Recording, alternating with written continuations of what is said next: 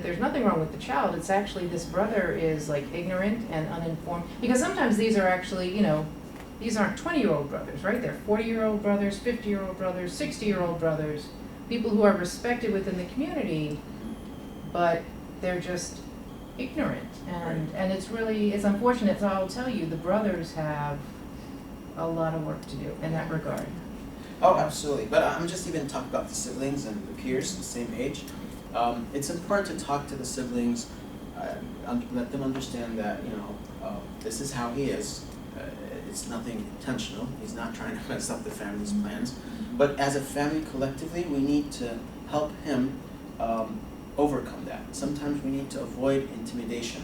We need to avoid frustrations. And it's difficult. I know some boys, they have other siblings who are also boys, and like everyone would have a phone, but he can't get his phone because of the list of problems. Or he would be the one who has the phone, but no one else gets the phone. So it's really important that they set the stage, they kind of educate the siblings that, you know, this is what it is, and here's how we can help him.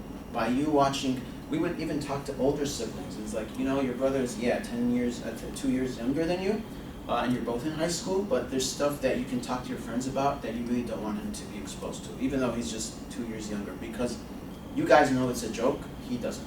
And you're basically throwing him into the fire. And we had some of these discussions with the older siblings, like, you guys can't talk about sisters in front of him that way, because he's just going to think this is real.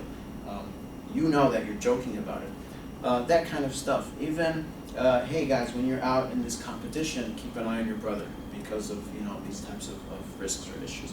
So that helps, and the siblings will get to understand. But it is a family effort, and it does work, but if everyone's expectations are set properly, sometimes they need more time to get ready to go out. So if we're leaving at 5, everyone else could be ready at 4, but he needs to get ready 3:30. And his siblings have to help him with that. Like, they start to show that they're also getting ready, because he's not going to get ready until everyone else, like him, you know. So it does take a little bit of preparation, but once those expectations are set, you'll find that the siblings are also more comfortable. But it's a little, you know, challenging, but if we understand these things, and the whole family needs to understand, the teachers at school, you'll be surprised, but a lot of teachers, even in public school, that are really well qualified and they have an IEP and a psychologist on staff and a counselor, all that, sometimes they don't understand this stuff. I remember I was with an 8th grader in one of his counseling sessions with the psychologist at the high school that he's going to. And the first thing she said to him is not like, hey, how's it going, or what are you doing? It's like, now listen up. This is the rules in high school. It's very different than middle school. I'm going to be working with you, and you're going to have to listen to everything I say. I was sitting there next to him, I was like, wow, are you really a psychologist? I mean, the guy just blew up. His face literally turned red. And he was about, and I could tell his ears start to shake, and he was really stressed out. So it's important also that you work with the school teachers. Even if the student is doing academically reasonably well, like A's and B's, that you at least visit the teacher once a year at the school and talk to them and make sure they understand his or her situation. Like, okay, this is what really agitates him. If he says, I don't know, or he misses his homework, this is because of that, and here's what worked at home. But we have teachers who just been pulling their hair left and right, and it's like, we want him out of the school. Just, we'll let him pass, so, you know, because they just don't know how to deal with it.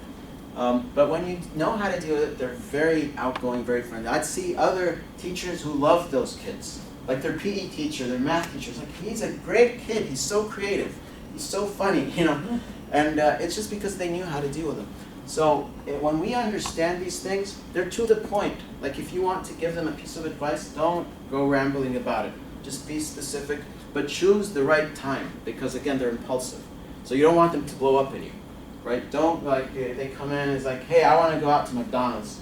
And you might have made this wonderful dish at home and we spent the whole day cooking it, right? And obviously you feel insulted, like, he doesn't like all of this.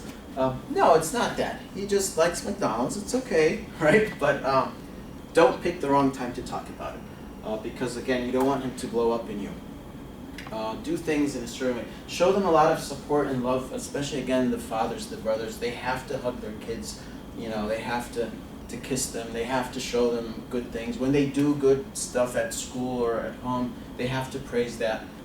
That does have a big impact. But I mean, all the kids are great, and the ADHD, they have some pros and cons. But I personally, you know, as a coach, when I deal with the ADHD kids, I feel them very entertaining. I mean, like I remember one day I was doing ruqya for one guy, and he's like, "Oh, okay, so now my head gets the blessing of your hand," or something like that. You know, it was awkward for him, like, you know, but he didn't like, "Oh, what are you doing?" He was like, "Oh, okay, so now you get the blessing of my head," or something like that. And we were out fishing. It was like, so they always come up with ways of, you know, being funny and interactive and energetic. And if we understand that, it really works very well. So that slide is really important. I think if, as families, we focus on this and we bring it to their attention, and also when we're thinking about their career goals, we try to choose something that matches, you know, again, their skill set. And there's a lot of professions. They'd be great salespeople, great agents, great air traffic controllers. You know, they don't have to be all athletics, but there's a lot of professions that require that type of you know, brain ability. But they won't be good at a desk job. You know, it's just not their forte. They might be good with certain types, like a lot of ADHD kids, they like animals. They're very compassionate. They like animals. They could be a good vet, but they have to, of course, at school be, you know, good in math and science. So it's important that we kind of focus on those areas. Reading is important in general because it's a good skill that everyone necessity have to have. There are ways to help them with reading. Chunk, you know, the pieces down, have them use sticky notes right on the side and stuff like that, and they kind of get it. Type, Jazakumullah khairan. We're about on the clock. They really here are real strict with timing. But you do have our emails if there's any questions.